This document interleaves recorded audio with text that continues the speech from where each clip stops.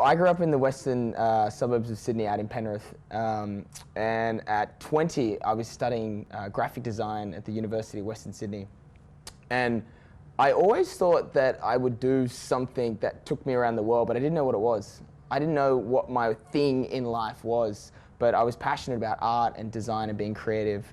And at the time I'd watch MTV religiously because it was sort of my gateway to creativity on an international platform. And funnily enough, 4 a.m. in the morning one night, first year of university, 20 years old, there was an advert that said, send in a videotape to host your own TV show. So I made this really random video, sent it in, and won, and ended up hosting my own TV show. And you knew nothing about television at that point? Had done no experience in TV. I was the shyest kid public speaking at school. I used to lie so I didn't have to stand up in front of the class at university. I was horribly embarrassed and ended up just going with it, and it worked, and it's been a 13-year roller coaster. So you learnt everything on the job for that? Yeah, well, the funny thing is the first 2 months I was horrendous, as you would imagine, and they almost fired me. And after 2 months, I sort of sat back, and it was this moment where I either give this a really good shot or I let it go and I go back to doing what I was doing before. And I thought, gosh, I need to look to a role model to learn how to do this. So at the time, Ryan Seacrest was on American Idol, and he was the best in the business. So I got maybe 15 hours of Ryan Seacrest American Idol videos and sat there and studied everything he did, from how he held his hand to how he used inflections in conversation to how he interviewed people, and it helped hugely. Well, you're sort of emulating his career now, and you've gone to the US. Yeah. What made you go? Okay, so I worked for MTV from 2003 till 2006, so I did 3 years at MTV. And then at that point I thought, gosh, I'm getting a little older, I can't work on a young channel anymore, I'm gonna have to make the leap.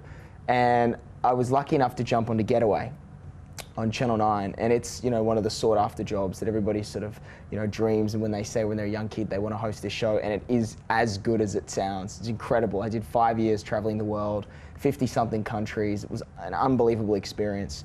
And I reached 28, and at that point I had a decision in my life where either I stay in Australia and, you know, go for a job like the Today Show and try and carve out a career here and start a family, or do I jump into the big pond? And having come from Penrith and fought my whole life, I thought, gosh, I'm just going to go for it.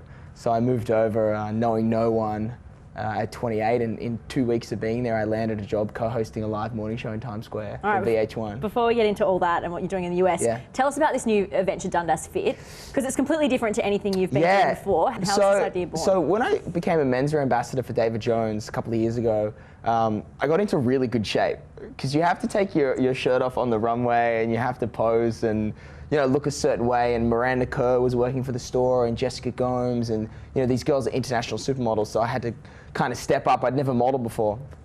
So once I started looking a certain way, I was getting a lot of attention on my social media, because I have close to 80,000 followers across a lot of different platforms.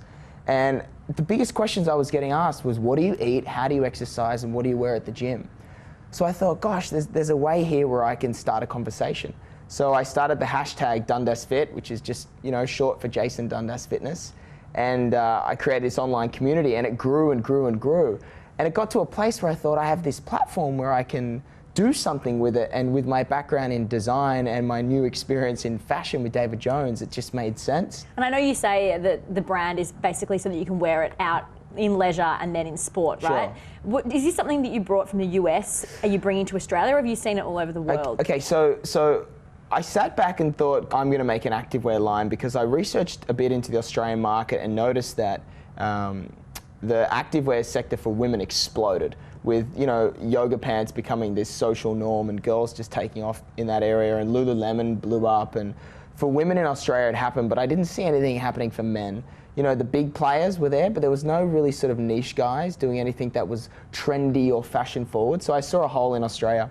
And at that exact time I was living in New York and noticed guys going from the gym to the cafe, wandering around the coolest city in the world, wearing, you know, black leggings and black shorts and cut-off tops. And it was stuff that you wear in the gym, but it looked very fashion forward. And I knew exactly the types of things that I wanted to wear, and I knew exactly what was missing on the shelf. So it wasn't too hard to sort of marry up the initial collection. And I guess for me, I wanted to make a brand that was filled with staples that I don't have to evolve too much. So I can just say to the male comes into shop and he can go, great, I've got all my core essentials in this one line. The classic t-shirt, which I'm wearing now in charcoal, comes in black. You can get grey. It's just all neutral masculine colours.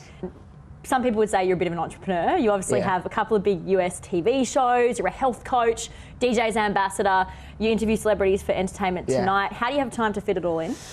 Well, the funny thing is, I'm single, so I don't have any responsibility in that area. But I read a couple of years ago, before I started trying to be an entrepreneur, I read I had a lot of energy and always knew I wanted to do extra things. And when I was working on Getaway, I'd shoot the show during the day, and then at night time I'd sit there going, gosh, what do I do now?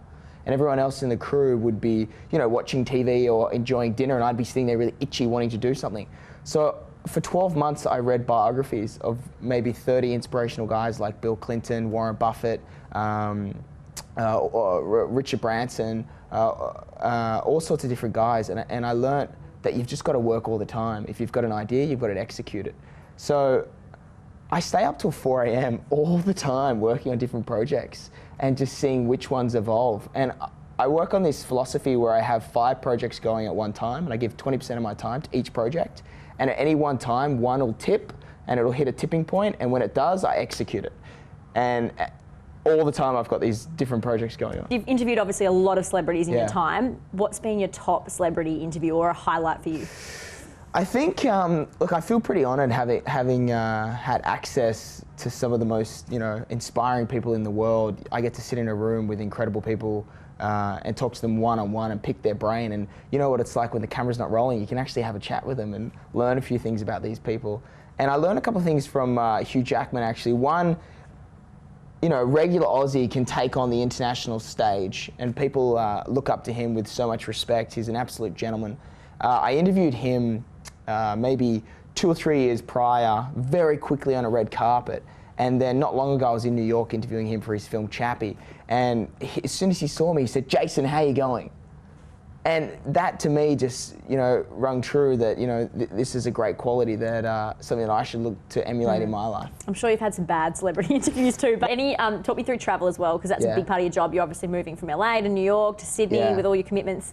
How do you sort of keep yourself fit and healthy? And I mean, I guess that's part of your brand, but how do you keep up with all the travel? Well, so I'm living in LA, and from LA, working for Entertainment Tonight, I travel pretty much around the world. And then I also still work for Getaway, traveling around the world. And then I come back for David Jones regularly to Sydney, which is a 13, 14-hour flight. So I try and eat a certain way, hence why I studied to be a health coach, so I can understand what food my body needs to, work at its optimum level. So I eat really clean all the time and lots of water and stay hydrated, obviously. And a trick for me to deal with different time zones is the day before I leave, I adjust to the new time zone, always. That's a good travel. So when I'm in Sydney for 3 days, I'll just stay on LA time. Yeah. Anything on your bucket list that you haven't done yet that you want to do in your career? And that's anything. Well, I went to America to host the biggest shows in the world. That was my mission 5 years ago.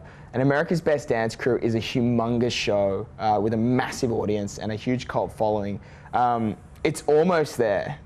The big shows in the world are America's Got Talent, Dancing with the Stars, American Idol. So that's where I want to go. And from there, an inside tip for you is I want to host the late night show.